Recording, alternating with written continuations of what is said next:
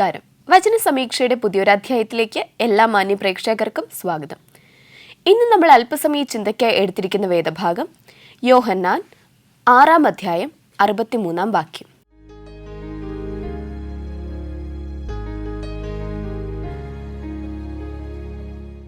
ജീവിപ്പിക്കുന്നത് ആത്മാവാകുന്നു, മാംസം ഒന്നിനും ഉപകരിക്കുന്നില്ല. വചന സമീക്ഷയിലേക്ക് ഏവർക്കും ഒരിക്കൽ കൂടി സ്വാഗതം.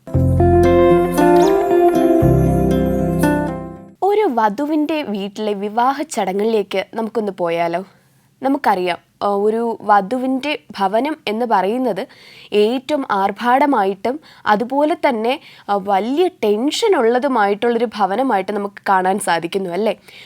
ഈ വധുവിൻ്റെ ഭവനത്തിലെ വിവാഹ ഒരുക്കങ്ങൾ ഒന്നോ രണ്ടോ അല്ല, ആ കുട്ടി ജനിച്ച അന്ന് മുതൽ തുടങ്ങുന്നതാണ്, നമുക്കറിയാം. പക്ഷേ ഒരു നോർമൽ വിവാഹം എന്ന് പറയുന്നത് ഒരു മാസം മുൻപേ തകൃതിയായിട്ട് അതിനു വേണ്ടിയുള്ള ഒരുക്കങ്ങൾക്ക് വേണ്ടി അച്ഛനും അമ്മയെന്നല്ല, സഹോദരങ്ങളെന്നല്ല, ആ ഭവനത്തിലെ ബന്ധുക്കൾ എല്ലാം ഒരേ ഓട്ടമായിരിക്കും. അത്രയ്ക്ക് ടെൻഷനായിട്ടും അത്രയും ഒരു ഇമ്പോർട്ടൻസ് കൊടുക്കുന്ന ഒരു കാര്യമാണ് ഒരു പെൺകുട്ടിയെ ഒരു ഭവനത്തിലേക്ക് വിവാഹം ചെയ്ത് അയക്കുക എന്നുള്ളത്. ഇപ്പോൾ വരൻ്റെ ഭവനത്തിലാണെങ്കിലും ഒരുക്കത്തിന് ഒരു കുറവും ഇല്ല കേട്ടോ. പക്ഷേ ഞാൻ വധുവിൻ്റെ ഭവനം തിരഞ്ഞെടുക്കാൻ ഒരു കാരണമുണ്ട്. അതെന്താണെന്ന് ഞാൻ പറയാം. അതിനു മുൻപായിട്ട് നമുക്ക് ഈ ഭവനത്തിലെ ഈ തിരക്കുകളെ ഒന്ന് ശ്രദ്ധിച്ച് നോക്കിയാൽ, ഒന്ന് സൂം ചെയ്ത് നോക്കുകയാണെങ്കിൽ നമുക്ക് കാണാൻ സാധിക്കുന്നു, അച്ഛനും അമ്മയ്ക്കും ഈ മകൾക്ക് ധരിക്കേണ്ട വസ്ത്രങ്ങൾ, അല്ലെങ്കിൽ അതിന് വേണ്ടുന്ന ഓർണമെൻറ്റ്സ്, അതുപോലെ ഓഡിറ്റോറിയം ബുക്ക് ചെയ്യണം തുടങ്ങി അങ്ങനെയുള്ള കുറേ ടെൻഷനാണെങ്കിൽ, സദ്യക്കുള്ള ഒരുക്കങ്ങൾ തുടങ്ങിയുള്ള ടെൻഷനാണെങ്കിൽ, ബാക്കി ബന്ധുക്കൾക്ക് നല്ല രീതിയിൽ വസ്ത്രം ധരിക്കണം, പുതിയ വസ്ത്രം എടുക്കണം, പാർലറിൽ പോകണം, ഒരുങ്ങണം, മേക്കപ്പ് ചെയ്യണം തുടങ്ങി അതുപോലുള്ള ടെൻഷൻസ് ആയിരിക്കും. ഒരുപാട് റീൽസ് എടുക്കണം. ഇപ്പോഴത്തെ കാലഘട്ടത്തിൽ അറിയാം, ഒരു വിവാഹത്തിനായിട്ട് പോകുമ്പോൾ ഒത്തിരി റീൽസ് എടുക്കാനായിരിക്കും ഒരു കൂട്ടം ആൾക്കാർ ഒരുങ്ങി വരുന്നത്, അല്ലേ? അപ്പോൾ അങ്ങനെ തുടങ്ങി അതുപോലെ ഒത്തിരി കാര്യങ്ങൾ ഒരു ഭവനത്തിൽ, പ്രത്യേകിച്ച് ഒരു വധുവിൻ്റെ ഭവനത്തിൽ നമുക്ക് കാണാനായിട്ട് സാധിക്കുന്നു. എന്നാൽ നമുക്കറിയാം, ഈ വചനം നമ്മെ ഓർമ്മിപ്പിക്കുന്ന ഒരു കാര്യമുണ്ട്. ജീവിപ്പിക്കുന്നത് ആത്മാവാകുന്നു, മാംസം ഒന്നിനും ഉപകരിക്കുന്നില്ല. ഓക്കെ, അപ്പോൾ നമുക്കറിയാം, ഈ വധുവിന് തന്നെ ഒരുപാട് മേക്കപ്പ് ഒക്കെ ചെയ്ത് അത്രയേറെ കെയറോടുകൂടിയാണ് സാരിയൊക്കെ ഡ്രേപ്പ് ചെയ്ത് അത്രയും ഒരു പെർഫെക്ഷനിലാണ് ആ വധുവിനെ മണ്ഡപത്തിലേക്ക് അല്ലെങ്കിൽ ചർച്ചിലേക്ക് കൊണ്ടാക്കുന്നത് ഓരോ മാതാപിതാക്കളും. പക്ഷേ ബൈബിൾ നമ്മെ ഓർമ്മിപ്പിക്കുന്ന ഒരു കാര്യമുണ്ട്. നമ്മുടെ ജീവൻ നിലനിർത്തുന്നത് നമ്മുടെ ആത്മാവാകുന്നു. ഓക്കെ, വധുവിനെ എത്രത്തോളം മേക്കപ്പ് ചെയ്തിട്ട് കാര്യമില്ല, അവരുടെ ലൈഫ് നേരെ പോകണം എന്നുണ്ടെങ്കിൽ അവരുടെ സ്വഭാവം നന്നായിരിക്കണം, വധുവിൻ്റെ ആയാലും വരൻ്റെ ആയാലും. ഓക്കെ, അപ്പോൾ ആ സ്വഭാവം, ആ ഒരു ക്യാരക്ടർ നന്നാക്കാനായിട്ട് എത്ര മേക്കപ്പ് പുറമേ ചെയ്തിട്ടും ഒരു കാര്യവുമില്ല. പക്ഷേ ചെയ്യേണ്ട മേക്കപ്പ് അകമേ ആയിരിക്കണം എന്ന് മാത്രം. ഓക്കെ, എങ്ങനെ നമുക്ക് ആത്മാവിനെ മേക്കപ്പ് ചെയ്യാം നമുക്ക് നോക്കിയാലോ? നമുക്ക് അതിനുമ്പായിട്ട് ഒരു കോൾ വരുന്നുണ്ട്. ആരാ നോക്കാം. ഹലോ, വചന സമീക്ഷയിലേക്ക് സ്വാഗതം. ഇതാരാ സംസാരിക്കുന്നേ? സാറാമ്മ ആന്റി, സുഖമായിട്ടിരിക്കുന്നോ?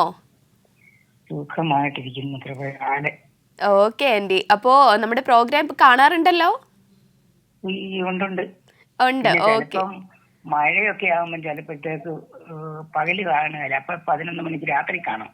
ഞാൻ ചോദിക്കാൻ വരുമായിരുന്നു, മഴയൊക്കെ ഉണ്ടോന്ന്. മഴയുണ്ട്, അപ്പൊ ചിലപ്പം പകലില് കിട്ടാൻ പാടുണ്ട്. ഓക്കെ ആന്റി, അപ്പോ കിട്ടുന്ന ടൈമിലൊക്കെ മുടങ്ങാതെ കാണണം കേട്ടോ. തീർച്ചയായിട്ടും. ഓക്കെ ആന്റി, അപ്പൊ നമുക്ക് നേരെ ആദ്യത്തെ ചോദ്യത്തിലോട്ട് പോയാലോ? ആയിക്കോട്ടെ മോനെ. ഓക്കെ, അപ്പോൾ നമ്മുടെ സാറാമ്മ ആന്റിക്ക് വേണ്ടിയുള്ള ഫസ്റ്റ് ക്വസ്റ്റ്യൻ ഇതാണ്. തൻ്റെ സകല പാപങ്ങളെയും യഹോവ എവിടെ എറിഞ്ഞു കളഞ്ഞു എന്നാണ് ഹിസ്കിയാവ് പറഞ്ഞത്? ഇതാണ് ചോദ്യം. ഒന്നുകൂടെ വായിക്കാം. ഒന്നുകൂടെ പറയാവോ ആന്റി? സകല പാപങ്ങളെയും അവന്റെ വിറകിൽ എറിഞ്ഞു കളഞ്ഞു എന്ന് ഹിസ്കിയാവ് പറഞ്ഞു. ശരി ഉത്തരവാണ് ആന്റി, തൻ്റെ പിൻപിൽ. ഓക്കെ, അപ്പോൾ നമുക്ക് രണ്ടാമത്തെ ക്വസ്റ്റ്യനിലോട്ട് പോകാം. അതിനു മുൻപായിട്ട് ആന്റി എന്ന് നമുക്ക് പാട്ട് പാടിയൊക്കെ തരുന്ന ആന്റിയാണ്. അപ്പോൾ ഒരു പാട്ട് കേൾക്കാൻ ഒരു ചാൻസ് ഉണ്ടോ നമുക്ക്? ആയിക്കോട്ടെ. Okay aunty. ഹലോ ആന്റി, ഒരു പാട്ട് പാടിക്കോളൂ ആന്റി. ശരി. യഹോവായേ ലോകവൻ കാട്ടിലൂടെ ബലഹീനൻ ആയ എന്നെ നടത്തി താണമേ സ്വർഗയാപം സ്വർഗയാപം എനിക്കും താരണമേ. ഹലോ ഹലോ, ആൻറ്റി, നന്നായിട്ട് പാടി കേട്ടോ. ബാക്കി മറന്നുപോയി. സാരമില്ല ആൻറ്റി. ഓക്കെ, നന്നായിട്ട് പാടിയിട്ടുണ്ട്. അപ്പോൾ നമുക്ക് രണ്ടാമത്തെ ചോദ്യത്തിലോട്ട് പോയാലോ? ആയിക്കോട്ടെ മോനെ. ഓക്കെ, അപ്പം ആൻറ്റിക്ക് വേണ്ടിയുള്ള രണ്ടാമത്തെ ചോദ്യം ഇതാണ്. ദൈവത്തെ സ്തുതിക്കാതെയും വാഴ്ത്താതെയും അവൻ്റെ വിശ്വസ്തതയിൽ പ്രത്യാശിക്കാതെയും ഇരിക്കുന്നവർ ആരാണ്? ഇതാണ് ചോദ്യം. മരണം, ആ, പാതാളം. ഓക്കെ ആൻറ്റി, ശരി ഉത്തരമാണ്. പാതാളം, മരണം, കുഴിയിലിറങ്ങുന്നവർ. ഓക്കെ ഓക്കെ ആൻറ്റി, അപ്പോൾ നമുക്ക് മൂന്നാമത്തെ ചോദ്യത്തിലോട്ട് പോകാം. അതിനു മുമ്പായിട്ട് വീട്ടിൽ എന്തൊക്കെയുണ്ട് വിശേഷം ആൻറ്റി? ഇന്ന് സെക്കൻഡ് സാറ്റർഡേ. എന്റെ മോനുണ്ട്, ആ, പിന്നെ കൊച്ചുമോളുണ്ട്, ഓക്കെ അപ്പുറത്തും പിള്ളേർ ഉണ്ട്. ഇന്ന് സെക്കൻഡ് സാറ്റർഡേ, ആരും പോയിട്ടില്ല, എല്ലാരും ഉണ്ട്. Okay aunty. അപ്പോൾ കൊച്ചുമോൾ എന്ത് ചെയ്യുക? കൊച്ചുമോള് ഡിഗ്രി ഫസ്റ്റ് ഇയർ, പിന്നെ IELTS പഠിക്കുന്ന. ആഹാ, അപ്പോൾ എല്ലാവരും അടുത്ത് തന്നെ ഉണ്ട്. അപ്പോൾ ഹാപ്പി ആയിട്ട് ഇരിക്കുവാണ്. അതെ, തീർച്ചയായിട്ടും. ഓക്കെ, അപ്പോൾ നമുക്ക് മൂന്നാമത്തെ ചോദ്യത്തിലോട്ട് പോയാലോ? ആയിക്കോട്ടെ മോനെ. ആ, ആൻറ്റിക്ക് വേണ്ടിയുള്ള മൂന്നാമത്തെ ചോദ്യം ഇതാണ്. ദൈവത്തെ സ്തുതിക്കുന്നവർ ആരാണ്? ആരാണ് ദൈവത്തെ സ്തുതിക്കുന്നവർ? ദൈവത്തെ സ്തുതിക്കുന്നത്, ആ, നമ്മൾ നേരത്തെ പറഞ്ഞായിരുന്നു, മരണം കുഴിയിൽ ഇറങ്ങുന്നവരാണ് ദൈവത്തെ വാഴ്ത്താതെയും സ്തുതിക്കാതെയും ഇരിക്കുന്നത്. അതേയും ഇരിക്കുന്നവര്. അപ്പോൾ ദൈവത്തെ സ്തുതിക്കുന്നവർ ആരായിരിക്കും? പ്രാണനെ നാശക്കുഴിയിൽ നിന്ന് വീണ്ടെടുത്ത്. ഓക്കെ, വീണ്ടെടുക്കുന്ന ആരാണ്? ഒന്ന് ഓർത്ത് നോക്കൂ ആൻറ്റി, കറക്റ്റ് ആ ഒരു വേർഡ്.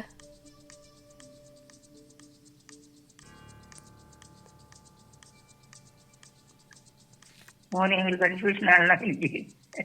ആ, യെശയ്യാവ് 38. ജീവനുള്ളവൻ മാത്രം നിന്നെ സ്തുതിക്കും. അതെ, ശരി ഉത്തരവാണ് ആൻറ്റി, ജീവനുള്ളവർ മാത്രം. ഓക്കെ, അപ്പൊ നമുക്ക് നാലാമത്തെ ക്വസ്റ്റ്യനിലോട്ട് പോകാം. ആയിക്കോട്ടെ മോനെ. ഓക്കെ ആൻറ്റി, അപ്പോൾ നമുക്ക് ആൻറ്റിക്ക് വേണ്ടിയുള്ള ലാസ്റ്റ് ക്വസ്റ്റ്യൻ ഇതാണ്. യെശയ്യാവിന് സൗഖ്യം വരേണ്ടതിന് എന്ത് ചെയ്യുവാനാണ് യെശയ്യാവ് പറഞ്ഞത്? അത്തിപ്പഴക്കട്ട കൊണ്ടുവന്ന് പരുവിന്മേൽ പുരട്ടെ. ശരി ഉത്തരവാണ് ആൻറ്റി, അത്തിപ്പഴക്കട്ട കൊണ്ടുവന്ന് പരുവിന്മേൽ പുരട്ടുവാൻ. ഓക്കെ, അപ്പോൾ 4 ക്വസ്റ്റ്യനും ശരിയായിട്ട് ഉത്തരം നൽകിയിരിക്കുവാണ് ആൻറ്റി. ഹാപ്പി ആണോ? തീർച്ചയായിട്ടും. ഓക്കെ ആൻറ്റി, അപ്പോൾ നമ്മുടെ പ്രോഗ്രാമിൽ ഇനി കൊച്ചുമോള് വരുമ്പോൾ മോളെ കൊണ്ട് വിളിപ്പിക്കണം കേട്ടോ. ഞാൻ കഴിഞ്ഞ ദിവസം പറഞ്ഞു പാട്ട് പാടാൻ. അപ്പൊ പറഞ്ഞു ആമ്പൂ എന്റെ സ്വരം ശരിയല്ലെന്ന്. ഓക്കെ ആൻറ്റി, അപ്പോൾ പാട്ട് മാത്രമല്ല, നമുക്ക് നല്ലൊരു സാക്ഷ്യം പറയാനുള്ള ഒരു അവസരമുണ്ട്. അതുപോലെ എന്തൊക്കെ ദൈവത്തിന് വേണ്ടി പുകഴ്ത്താനായിട്ടുള്ള അവസരമാണിത്. ഓക്കെ, അപ്പോൾ അത് വിനിയോഗിക്കാനായിട്ട് മോളോട് പറയണം. അത് മലയാളം ശരിക്കും അറിയില്ല. ഓക്കെ, അത് ശരി. ആ, ഓക്കെ ആൻറ്റി. ആയിക്കോട്ടെ മോനെ. നമ്മളിപ്പോൾ വിളിച്ചിരുന്നത് സാറാമ്മ ആൻറ്റി ആയിരുന്നു. അപ്പം നമ്മൾ സ്ഥിരം വിളിക്കുന്ന ആൻറ്റിയാണ്. ഓക്കെ, വളരെ സന്തോഷം ആൻറ്റി നമ്മൾ വിളിച്ചതിൽ. ഓക്കെ, നമുക്ക് അടുത്ത ഒരു ഭാഗത്തിലേക്ക് കടന്നാലോ? അപ്പോൾ നമ്മൾ പറഞ്ഞുകൊണ്ടിരുന്ന ഒരു കാര്യമെന്ന് വെച്ചാൽ വധുവിൻ്റെ ഭവനത്തിലെ വിവാഹ ഒരുക്കങ്ങളെ കുറിച്ചായിരുന്നു അല്ലേ? അപ്പോൾ നമുക്കറിയാം, വരൻ്റെ ഭവനത്തിലും ഇതുപോലുള്ള ഒരുക്കങ്ങൾ സർവ്വസാധാരണമായി കാണുന്നുണ്ട്. പക്ഷെ ഞാൻ വധുവിൻ്റെ ഭവനം തന്നെ തിരഞ്ഞെടുക്കാനായിട്ട് ഒരു കാരണമുണ്ടായിരുന്നു. ബൈബിൾ പറയുന്നു, യേശുവിൻ്റെ രണ്ടാമത്തെ വരവിനെ ഒരുപാട് ഉപമകളാൽ യേശു പറഞ്ഞിട്ടുണ്ട്. പക്ഷെ അതിൽ ശ്രദ്ധേയമായിട്ടുള്ള ഒരു ഉപമയാണ് മണവറയിൽ നിന്ന് പുറപ്പെടുന്ന മണവാളന് തുല്യനായിട്ട് യേശുവിനെ അദ്ദേഹം വിവരിക്കുന്നുണ്ട്. അതായത് നമുക്കറിയാം, ഈ ഒരു വരനെ സ്വീകരിക്കുക, അതായത് ഒരു വിവാഹ ചടങ്ങിൽ ഏറ്റവും ശ്രദ്ധിക്കപ്പെടുന്ന ഒരാളാണ് വരനും വധുവും. പക്ഷേ ഈ വരൻ്റെ ഭവനത്തിലേക്കാണ് ഈ വധു പോകുന്നത്. അപ്പോൾ കൂടുതൽ ശ്രദ്ധ ചെലുത്തുന്നത് വരനെയും വരൻ്റെ ഭവനത്തെയും അവരുടെ ആസ്തിയും ഒക്കെ തന്നെ ആയിരിക്കും അല്ലേ.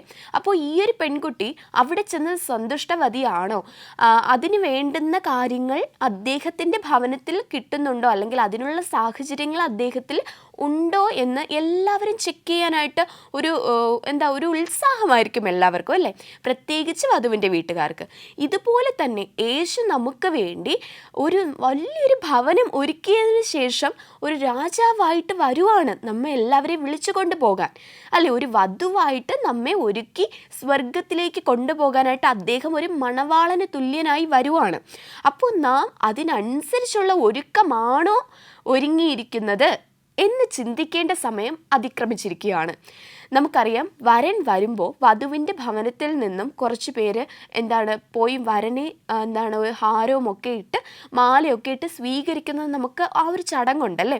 അതുപോലെ യേശു ആഗ്രഹിക്കുന്നത് മാലയിട്ട് സ്വീകരിക്കാനല്ല, പകരം യേശുവിനെ ആ ഒരു വിശ്വസ്തയോടും ആ ഒരു വിശ്വാസത്തോടു കൂടിയും പ്രത്യാശയോടുകൂടിയും അദ്ദേഹത്തെ പ്രതീക്ഷിച്ചു ഇരിക്കുന്ന അവരുടെ ആ ഒരു സ്വീകരണമാണ് യേശു ആഗ്രഹിക്കുന്നത്.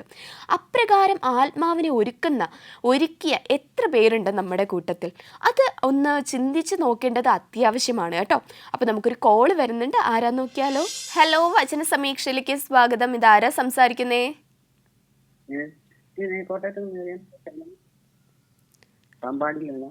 കുറച്ച് ഉച്ചത്തിൽ പറയൂ ആന്റി. ഞാൻ കോട്ടയം പാമ്പാടിയിൽ നിന്നും വിളിക്കുന്നത്. ഓക്കെ, കോട്ടയത്ത് നിന്ന് ഏലിയമ്മ ആന്റിയാണ് വിളിക്കുന്നത്. ആന്റി സുഖമായിട്ടിരിക്കുന്നോ?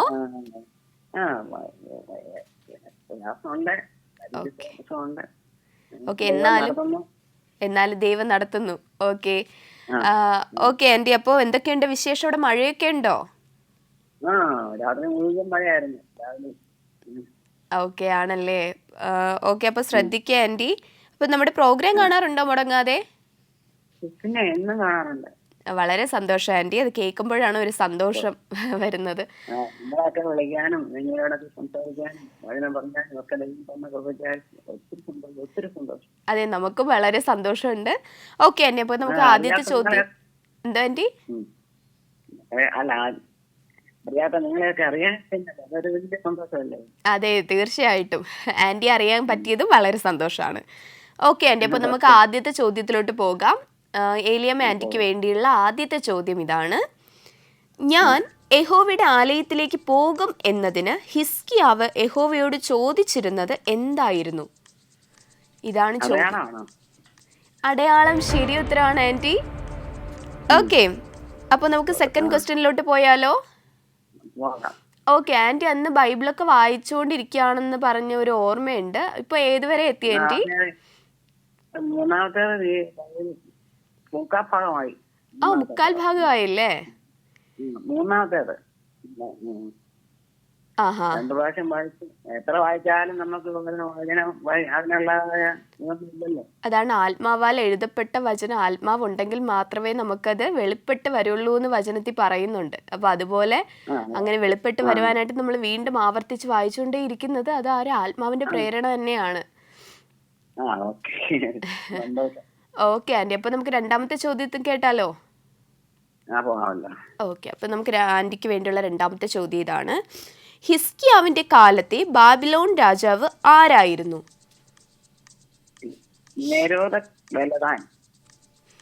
ശരി ഉത്തരവാണ് ആന്റി. ബലദാന്റെ മകനായ മെരോദക് ബലദാൻ. ഓക്കെ ആന്റി, അപ്പൊ നമുക്ക് മൂന്നാമത്തെ ചോദ്യത്തിലോട്ട് പോകാം. അതിന് മുൻപായിട്ട് ആന്റിക്ക് സാക്ഷ്യം പറയാനുള്ള ഒരു അവസരമുണ്ട്. ആന്റിക്ക് എന്തേലും ആണോ? അപ്പൊ ആന്റിക്ക് പാട്ട് പാടാൻ താല്പര്യമുണ്ടോ? ഒരു പാട്ട് പാടിക്കോളൂ ആന്റി. പാടിക്കോളൂ ആന്റി. സ്തോത്രം പാടിയും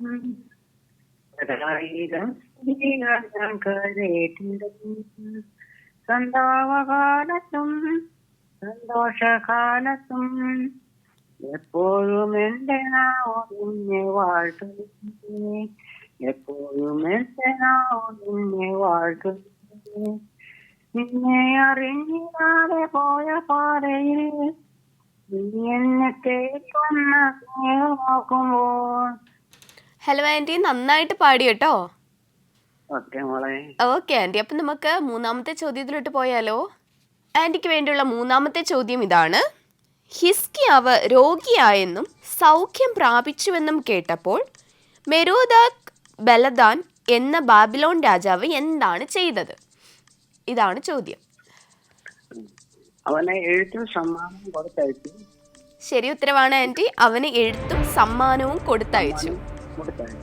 ഓക്കെ ആൻറ്റി, അപ്പോൾ ശരി ഉത്തരവാണ്. അപ്പോൾ നമുക്ക് അവസാനത്തെ ചോദ്യത്തിലോട്ട് പോയാലോ? പോകാം. ഓക്കെ, അപ്പോൾ ആൻറ്റിക്ക് വേണ്ടിയുള്ള അവസാനത്തെ ചോദ്യം ഇതാണ്. എഴുത്തും സമ്മാനവും ലഭിച്ചതിൽ സന്തോഷിച്ച ഹിസ്കിയാവ് അവർക്കായി എന്താണ് ചെയ്തത്? എഴുത്തും സമ്മാനവും ലഭിച്ചതിൽ സന്തോഷിച്ച ഹിസ്കിയാവ് അവർക്കായി എന്താണ് ചെയ്തത്? പണ്ടാരഗ്രഹവും ഒക്കെയും തന്റെ പണ്ടാരത്തിന്റെ പകരം അവരെ കാണിച്ചു. തന്റെ രാജധാനിയിലും തന്റെ സകലത്തിലും അവരെ കാണിച്ചു. ശരി ഉത്തരമാണ് ആൻറ്റി. അവരെ തന്റെ രാജധാനിയിലും തന്റെ ആധിപത്യത്തിൽപ്പെട്ട സകലതും അവരെ കാണിച്ചു. ഓക്കെ ആൻറ്റി, അപ്പോൾ 4 ചോദ്യം ശരിയായിട്ട് പറഞ്ഞിരിക്കുവാണ്, ശരി ഉത്തരം നൽകിയിരിക്കുവാണ്. ഹാപ്പി ആയോ ആൻറ്റി? ഹാപ്പി ആണല്ലോ. ഓക്കെ ആൻറ്റി, അപ്പോൾ ഇനിയും നമ്മളെ വിളിക്കാനായിട്ട് ശ്രദ്ധിക്കണം കേട്ടോ.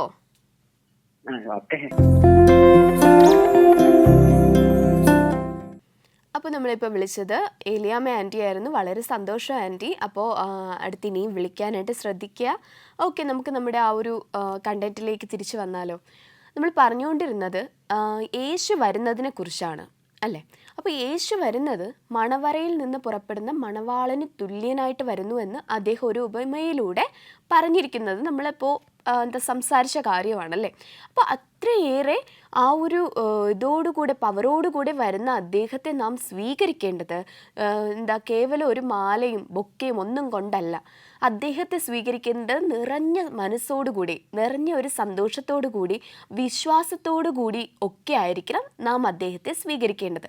വചനം അതുപോലെ പറയുന്നതുകൊണ്ട് നമ്മുടെ ജീവൻ നിലനിർത്തുന്നത് ആത്മാവാകുന്നു. മാംസം വെറുതെയാണ് അല്ലേ? മാംസം തീർച്ചയായിട്ടും മണ്ണിനോട് അലിഞ്ഞു ചേരേണ്ടതാണ്. അപ്പോൾ നമ്മെ ജീവൻ നിലനിർത്തുന്ന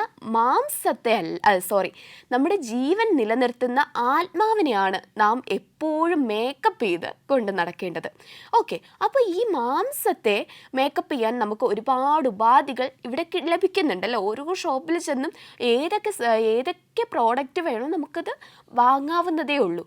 പക്ഷേ എങ്ങനെയാണ് ദൈവം തന്നിക്കുന്ന ദാനമായിട്ടുള്ള ഈ ഒരു ആത്മാവിനെ എപ്പോഴും പുതുമയാക്കി കൊണ്ട് നടക്കാൻ നമുക്ക് സാധിക്കുന്നത്? അതും വചനം നമ്മെ നന്നായിട്ട് പഠിപ്പിക്കുന്ന ഒരു കാര്യമാണ്.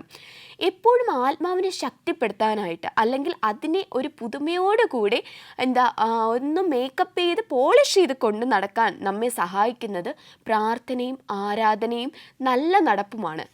ഓക്കെ, നിങ്ങളുടെ നടപ്പ് നിർമ്മലമാക്കിയാൽ നിങ്ങളുടെ ആത്മാവ് ശക്തിപ്പെടും എന്നുള്ളത് തന്നെ. അപ്പോൾ നമുക്കൊരു കോൾ വരുന്നുണ്ട്. ആരാ നോക്കിയാലോ?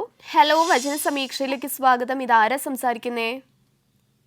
എന്റെ പേര് മണി ജോസഫ്. ഓക്കെ, മണി ജോസഫ് വിളിക്കുന്നത്. എവിടെ നിന്നാണ് ആൻറ്റി? കോന്നി.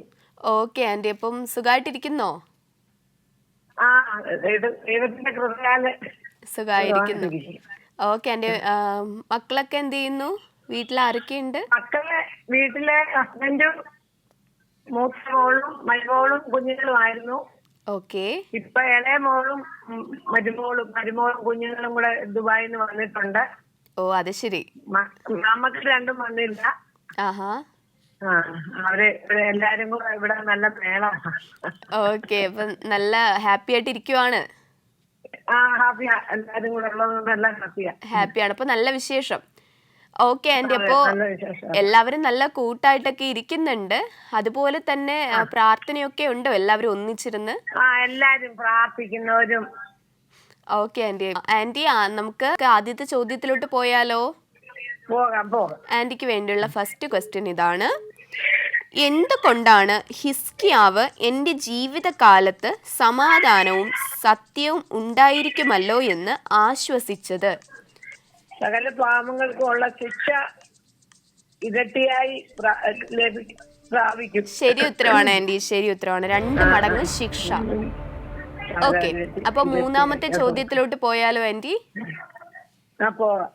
ആന്റിക്ക് വേണ്ടിയുള്ള മൂന്നാമത്തെ ചോദ്യം ഇതാണ്: യെരുശലേം അനുഭവിച്ച കഷ്ടപ്പാടുകൾക്കെല്ലാമായി എന്ത് കരുണയാണ് യഹോവ അവളുടെ മേൽ ചൊരിഞ്ഞിരിക്കുന്നത്? അവളുടെ യുദ്ധസേവ കഴിഞ്ഞ് അവൾ അകത്തെ മോചിക്കപ്പെട്ടു. അവൾ തന്റെ സകല പാവങ്ങളും മോചിക്കപ്പെട്ടിരിക്കുന്നു. ശരി ഉത്തരവാണ് ആന്റി. അവളോട് ആദരവോട് സംസാരിക്കുവിൻ. അവളുടെ യുദ്ധസേവ അവസാനിച്ചു, അവളുടെ അകൃത്യം മോചിപ്പിക്കപ്പെട്ടു. ഓക്കെ ആന്റി, അപ്പോൾ ശരി ഉത്തരവാണ്. നമുക്ക് നാലാമത്തെ ചോദ്യത്തിലോട്ട് പോയാലോ? പോകാം. ആന്റിക്ക് വേണ്ടിയുള്ള അവസാനത്തെ ചോദ്യം ഇതാണ്: മരുഭൂമിയിൽ വിളിച്ചു പറയുന്നവന്റെ ശബ്ദം എന്തായിരുന്നു? വഴി ഒരുക്കുവിൻ, യഹോവയ്ക്ക് വഴി ഒരുക്കുവിൻ.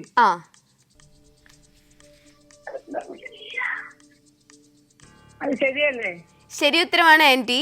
ഓക്കെ, യഹോവയ്ക്ക് വഴി ഒരുക്കുവിൻ, നിർജ്ജന പ്രദേശത്ത് നമ്മുടെ ദൈവത്തിന് ഒരു പെരുവഴി നിരപ്പാക്കുവിൻ.